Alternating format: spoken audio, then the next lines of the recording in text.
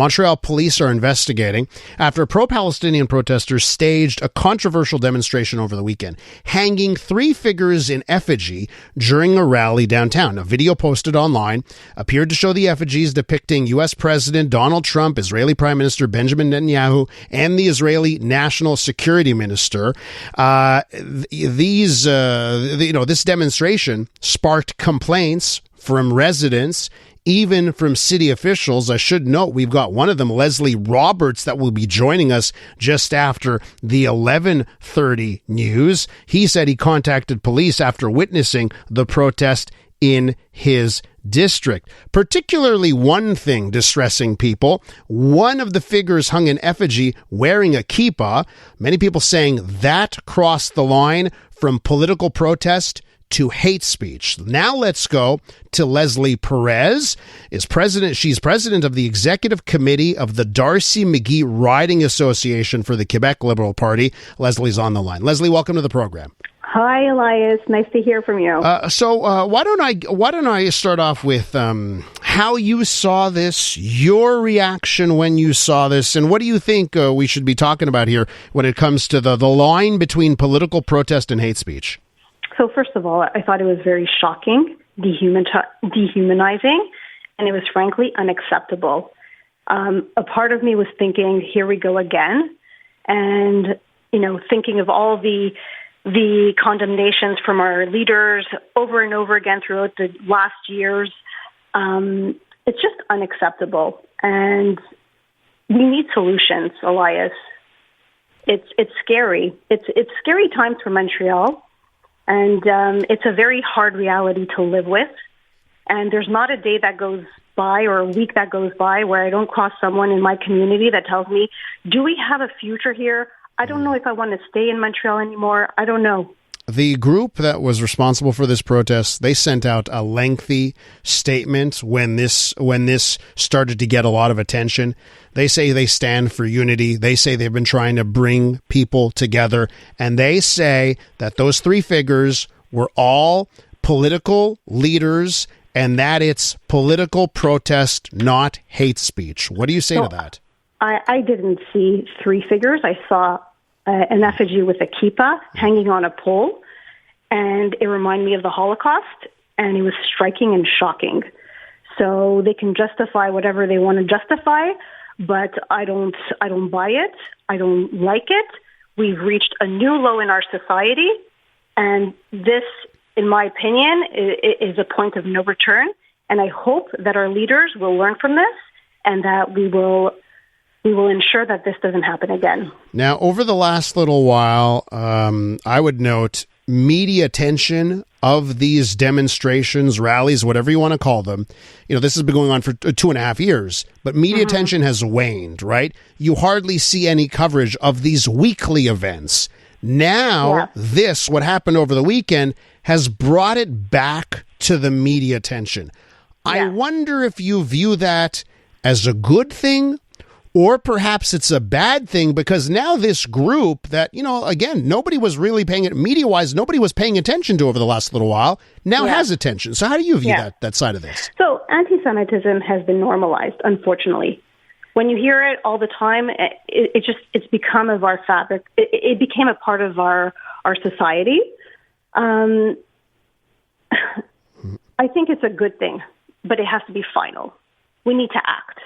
We're not in 2023. We're in 2026. I think there's this expression that says if it walks like a duck and quacks like a duck, it's a duck. It's anti-Semitism. We have to nip this in the bud once and for all. We have to define these types of acts. And I believe that the police and the SPVM needs to have tools to be able to do their job and enforce the law so that our communities are safe. With Leslie Perez, who is the president of the executive committee for the Darcy McGee Riding Association for the Quebec Liberal Party.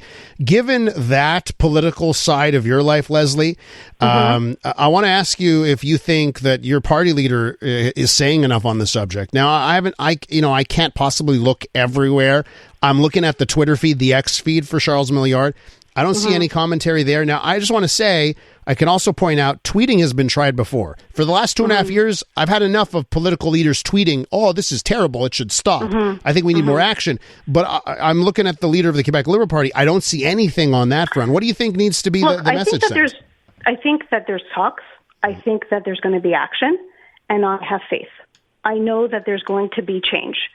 I think that tweets are no longer an option, and the law needs to be applied.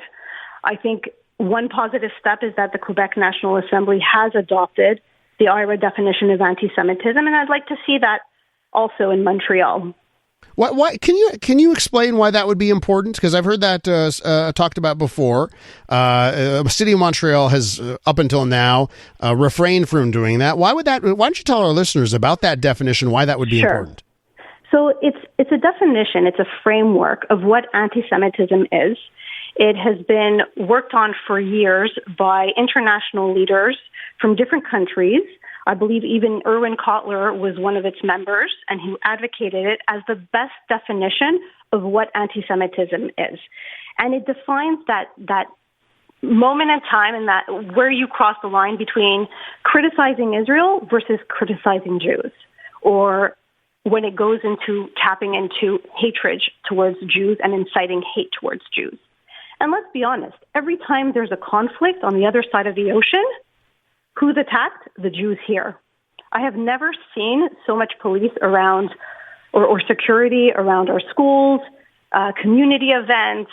We've even had protests in front of a school. Like it went out of proportion at this point. It needs to be stopped. And if we have a good definition of what anti-Semitism is, one that the SPVM isn't trying to always figure out and do an investigation, say, okay, let's see if this is anti-Semitism. We have the definition. Let them use it as a tool. Let them with the law so that, we stop this. We're 2%. The Jewish community is 2% of the population, yet we get 65% of hate crimes targeted towards us. That says volumes. Do you feel that the way Israel is used by these protesters is just cover for what their true intentions are? Absolutely. Why do you think? Why do you think they're getting away with it? Why do you think they're getting away with it? I don't know. I just think that I think that they've been allowed to do what they're doing, and for some reason, when I went to a protest across the street at Cavendish Mall, and I saw the police just standing there protecting them, and they were in a Jewish neighborhood, targeting a Jewish event, and they had no business being there, and it's appalling. And we need to be protected in our own neighborhood. Do you look to the top? Can I ask you if you look to the top? When I say the top, I mean Prime Minister, federal government, because, I think it's nice to say, hey, we can do stuff on the municipal level, but this is a countrywide problem. There's this, you could argue the stuff that happens in certain Jewish communities in Toronto where they're just going actually into residential streets often. This is not just a Montreal thing. So do you think that this rests at the federal government level? I think it's all levels. They all have to work together. And I think also recently we've seen the reaction of the flotillas from our foreign affairs minister, and she was very quiet when it came to Spain. She didn't hold Spain as accountable as the way she did with Israel, which I thought that was such a double standard. What a lot of people don't understand. What would you say to someone that does not feel there is a double standard, or thinks that Israel's treated fairly? What would you say to them? Well, look, freedom of expression should never be a cover for hate. And as a member of this Jewish community who's been here my entire life, who's born here, I have never thought to live what I'm living through, and I don't want to live like this anymore. And it really just comes from a mom in Côte Saint-Luc who's raising a family and who feels the fear and who's had enough.